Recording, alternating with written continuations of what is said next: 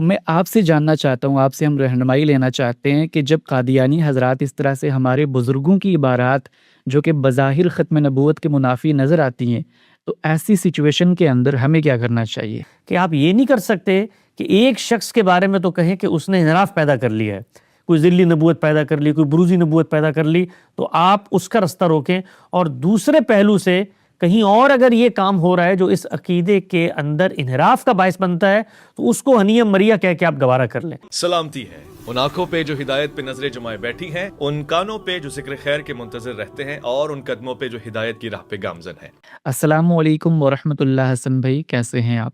وعلیکم السلام، اللہ کا شکر، عنایتیں دعائیں۔ بہت شکریہ حسن بھائی ہمیں جوائن کرنے کے لیے۔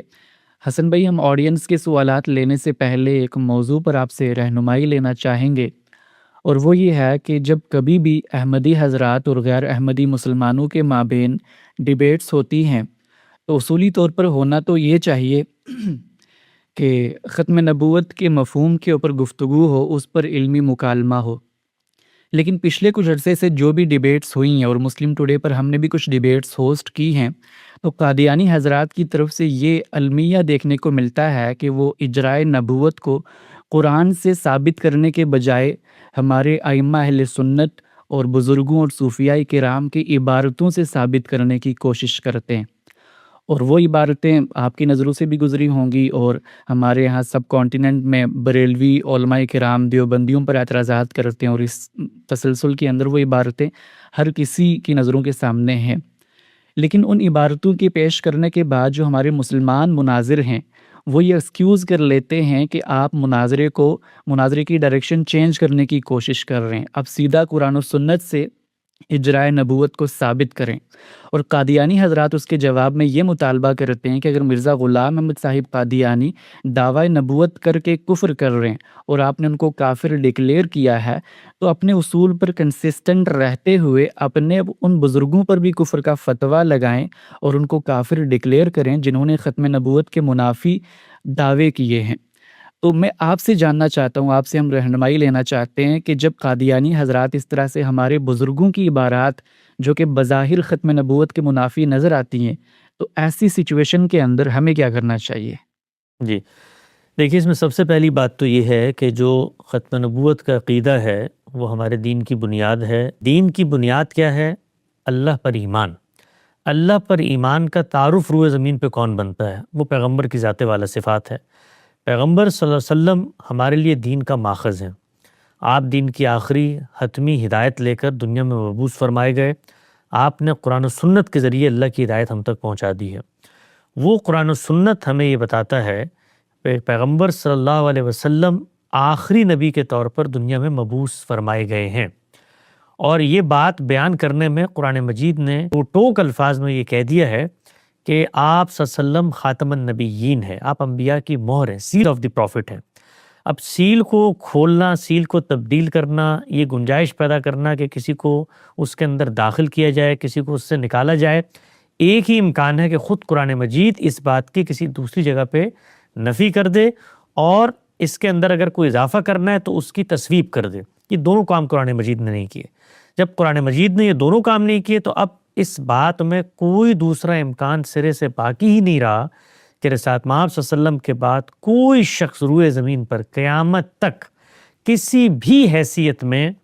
اللہ تعالیٰ کے اس دعوے کو تبدیل کر سکتا ہے، ممکن ہی نہیں۔ اگر کوئی شخص یہ کرنے کی کوشش کرتا ہے تو اس کا مطلب یہ ہے کہ جو ختم نبوت کا تصور اور عقیدہ قرآن مجید پیش کرتا ہے وہ اس سے انحراف کر رہا ہے۔ چنانچہ اسی بنا پر ہم لوگوں نے، ہمارے استاد مکرم جناب جاوید احمد غامدی صاحب نے، ان کی جو پبلک لائف ہے وہ 1970-72 سے شروع ہوئی ہے اور آج 2026 ہے۔ اس کم و بیش آپ سمجھیں 55-60 سالوں کے اندر اس بات کو بغیر کسی شائبہ تردد کے انہوں نے بیان کیا ہے کہ ختم نبوت کے عقیدے میں سوئی برابر بھی کوئی انحراف برداشت نہیں کیا جا سکتا۔ ہم علمی طور پر اس انحراف کو پورے زور، پوری شدت کے ساتھ قرآن و سنت کی بنیاد پہ رد کریں گے، اور ہر طرح کا ایسا تصور جو ختم نبوت کے اس عقیدے کو کسی بھی زاویے سے کمزور کرنے کی کوشش کرتا ہے، مثال کے طور پہ کوئی شخص یہ چیز پیدا کرے کہ رسالت مآب صلی اللہ علیہ وسلم تو مثال کے طور پہ ٹھیک ہے آخری پیغمبر تھے لیکن صرف جزیرہ نما عرب کے تحت تھے، تو یہ بھی اصل میں وہ جو عقیدہ ختم نبوت کا حاصل ہے آپ اس کو نہیں مان رہے، نہیں، وہ الی خلق کافۃ ہے، پوری دنیا تک ان کو بھیجا گیا ہے۔ اسی طریقے سے کوئی شخص آگے بڑھ کے یہ کہے کہ ان کی نبوت جو ہے وہ ایک لحاظ سے تو حتمی تھی، لیکن ایک لحاظ سے اس نبوت کا اجرا آج بھی جاری ہے۔ مثال کے طور پہ ہمارے یہاں جو تصورات پیدا ہوئے حقیقت محمدیہ کے اجرا کے، کہ وہ جو نبوت کی حقیقت ہوتی ہے وہ بارکیف ایک دوسرے انداز سے جاری ہے، تو یہ بھی عقیدہ ختم نبوت کی منافی ہے۔ اس میں بھی آپ اصل میں رسالت مآب صلی اللہ علیہ وسلم کے اس آخری پیغمبر اور آخری رسول ہونے کی بات کو حقیقت میں نہیں مان رہے۔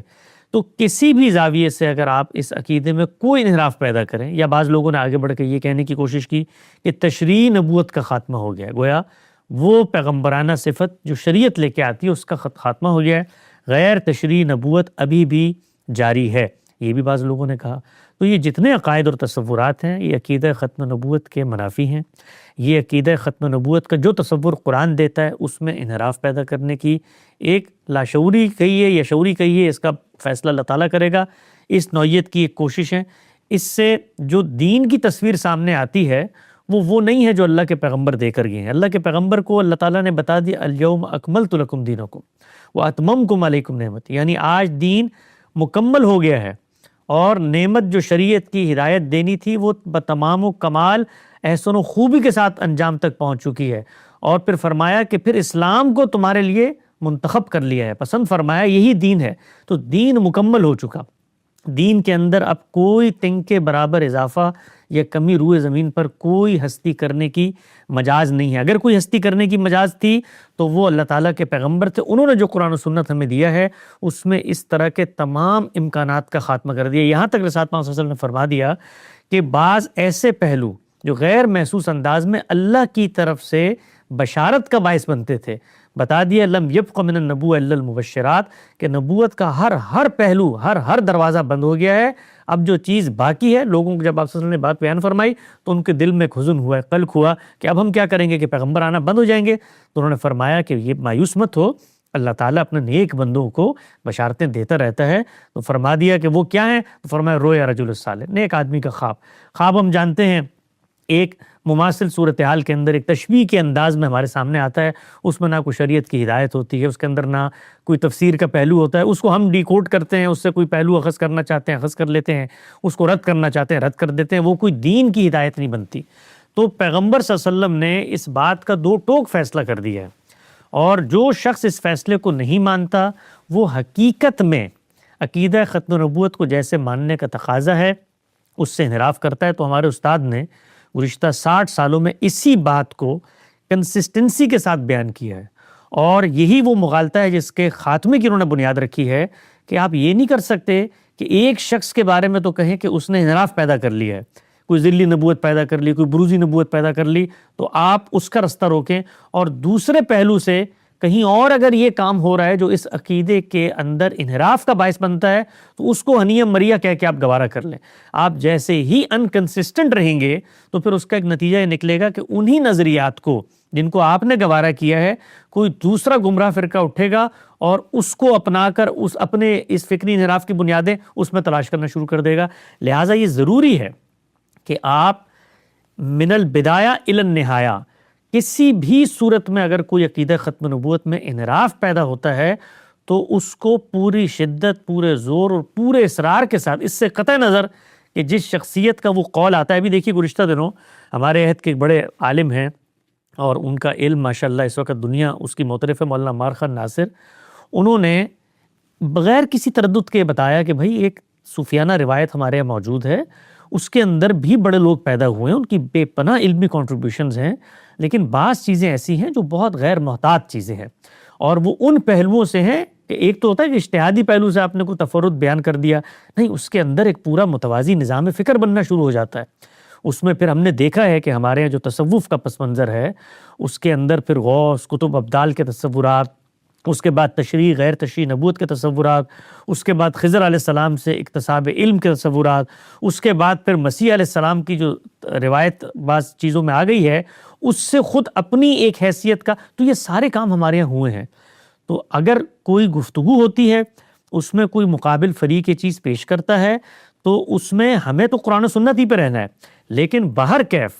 آپ اس وقت تو مناظرہ جیت جائیں گے، ایک شخص کو خاموش کرا دیں گے،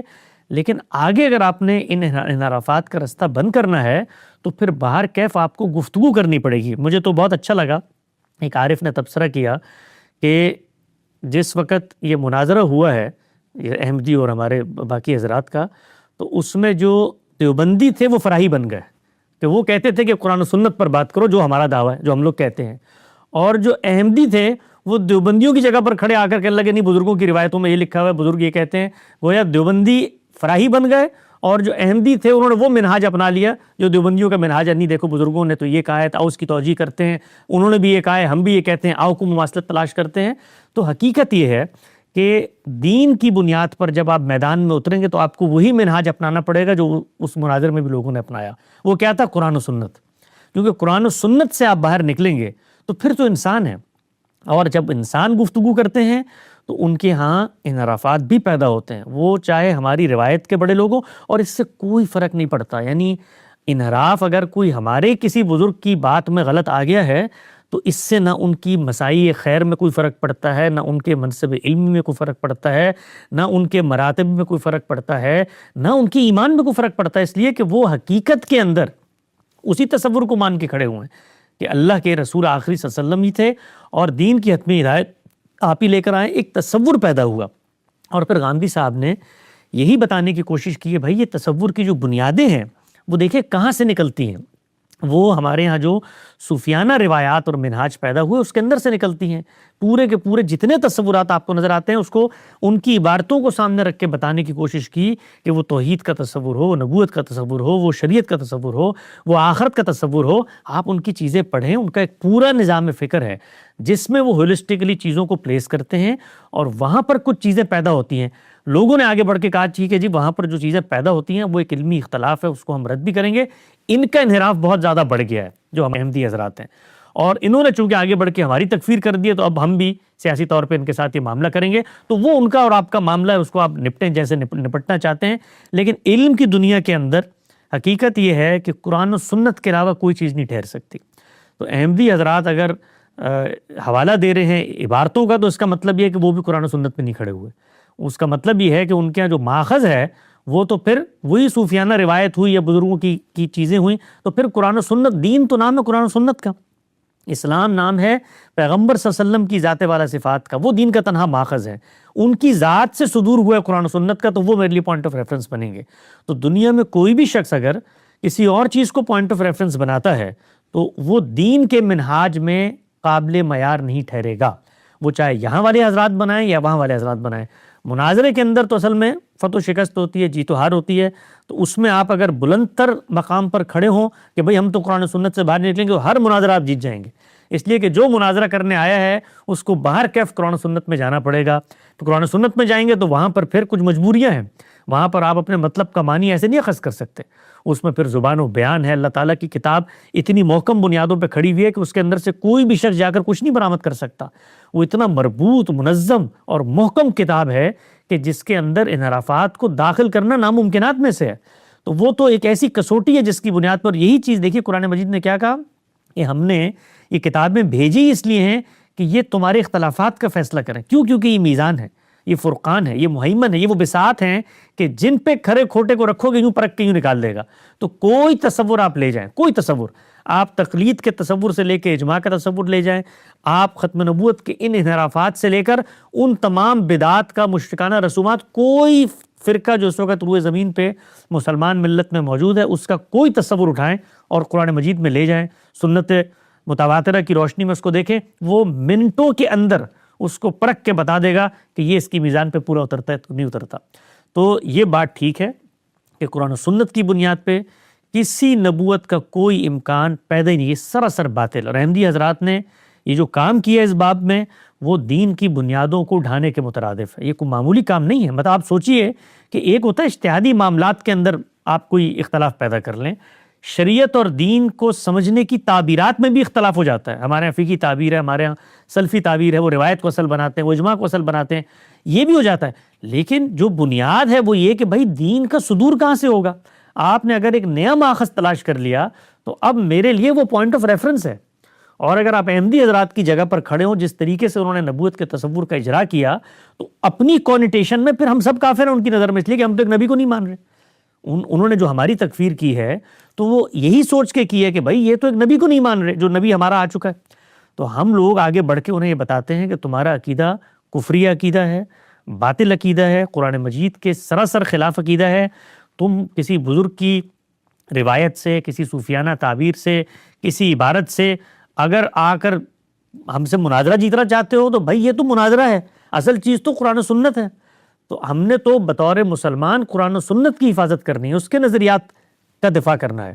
تو ہم قرآن و سنت کے دفاع کے لیے کھڑے ہوئے ہیں، اور میرا خیال یہ ہے کہ ہر وہ شخص جو کبھی بھی کسی منحرف گروہ کے ساتھ میدان میں اترے گا تو اس کو باہر کیف وہی منہاج اپنانا پڑے گا جو فکر فراہی کا اس دور میں منہاج ہے کہ خالص قرآن و سنت کی بنیاد پر آپ نے بات کرنی ہے۔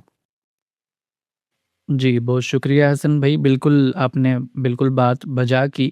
کہ اصولی طور پر جب بھی بات کی جائے گی تو قرآن و سنت سے کی جائے گی۔ اسی کے ساتھ آپ کی یہ گفتگو سننے کے بعد بہت سے لوگ یہ کہہ سکتے ہیں کہ جب آپ کی غامدی صاحب کی بھی ایک ڈیبیٹ ہوئی ہے ایک احمدی عالم سے چینل پر، تو آپ کی ڈیبیٹس کے اندر جو قادیانی حضرات ہیں